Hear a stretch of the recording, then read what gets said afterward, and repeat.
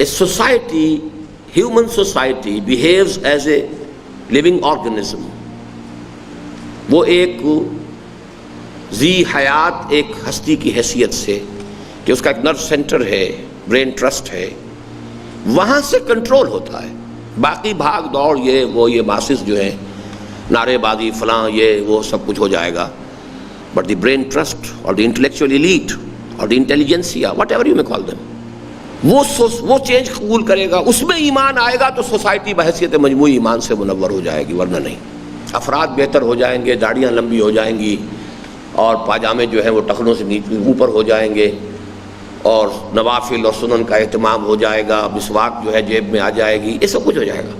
اور ہو سکتا ہے کہ 10 لاکھ 20 لاکھ آدمی جمع ہو جائیں کسی جلسے میں، لیکن آن دس سوسائٹی کوئی اثر اس کا نہیں.